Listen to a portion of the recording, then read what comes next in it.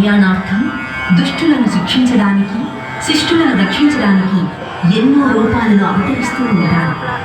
విష్ణువు దశావతారాలలో తన భక్తుణ్ణి రక్షించడానికి ఎత్తిన విశిష్ట అవతారమే నృసింహ అవతారం. ఇది విష్ణు భక్తుడైన భక్త ప్రహ్లాదుని కథ. హిరణ్యకశిపుడికి ప్రహ్లాదుడు కొడుకుగా జన్మిస్తాడు. ప్రహ్లాదుడు విష్ణువుకి పరమ భక్తుడు. హిరణ్యకశిపుడు శివభక్తుడు. విష్ణువు అంటే విపరీతమైన ద్వేషం. తన రాజ్యంలో ఎవ్వరూ విష్ణువుని పూజించకూడదు, ఆరాధించకూడదు, కనీసం విష్ణువు పేరు కూడా ఉచ్చరించకూడదని కఠినంగా ఆజ్ఞాపిస్తాడు. కానీ తన కొడుకైన ప్రహ్లాదుడు మాత్రం సదా విష్ణువునే ధ్యానిస్తూ, పూజిస్తూ, హరినామ స్మరణ చేస్తూ హిరణ్యకశిపుడికి కోపం తెప్పిస్తూ ఉంటాడు. ఎన్ని విధాలుగా ప్రహ్లాదుడిని బెదిరించినా, ఎన్ని శిక్షలు వేసినా ప్రహ్లాదుడు మాత్రం హరినామ స్మరణ, పూజ మానడు. విష్ణువు సగం నరుని రూపంలో, సగం సింహం రూపంలో అవతరించడంలో ఒక విశేషం.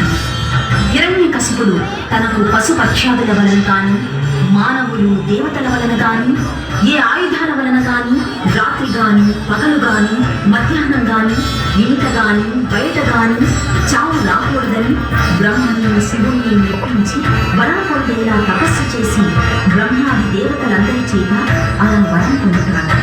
ఆ వరగర్వంతో అతడు అందరినీ అనగదొక్కుతున్నాడు.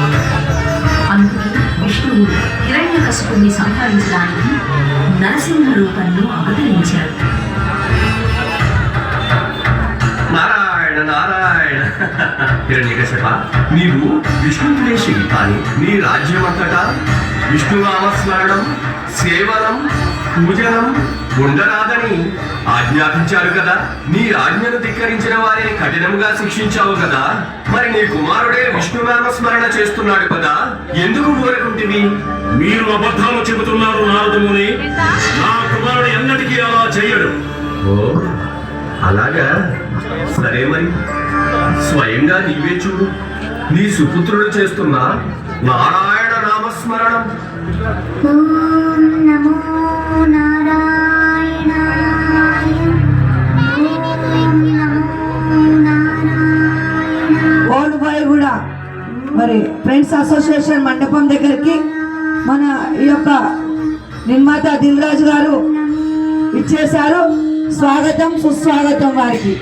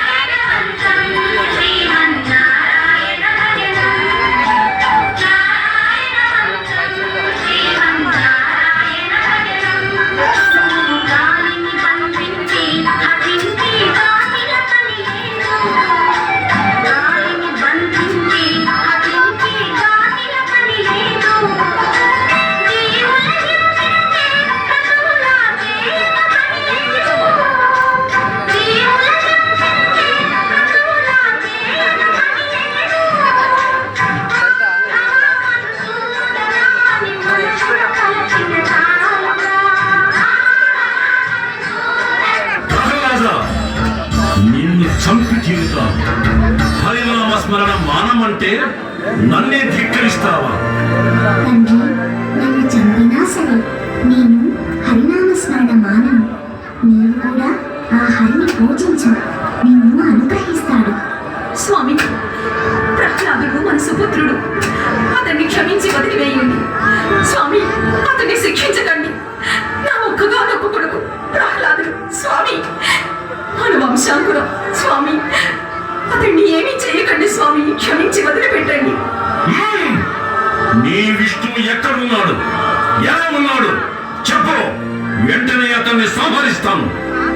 హరి ఇందు గలడందు లేదని సందేహము వలదు.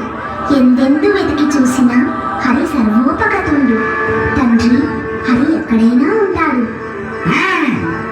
అయితే ఈ స్తంభంలో ఉన్నాడా నీ హరి?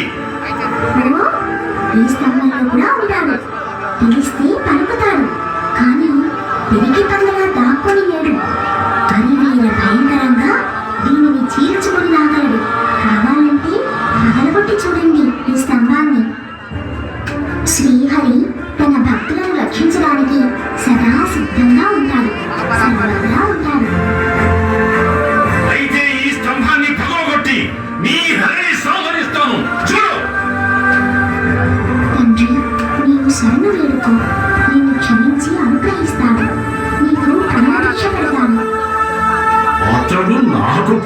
లక్ష్య పెట్టడం ఏమిటి?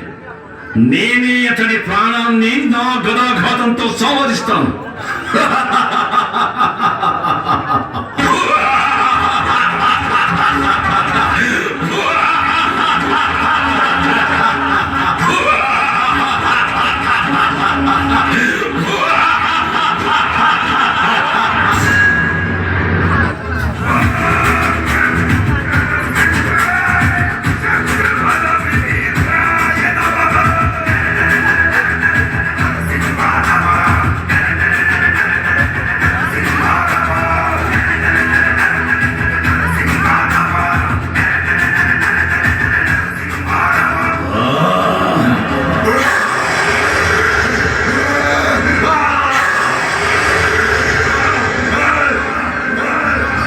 శాంతించు స్వామి, శాంతించు. నా తండ్రి గారికి మోక్షాన్ని ప్రసాదించు. ఓం నమో నారాయణాయ.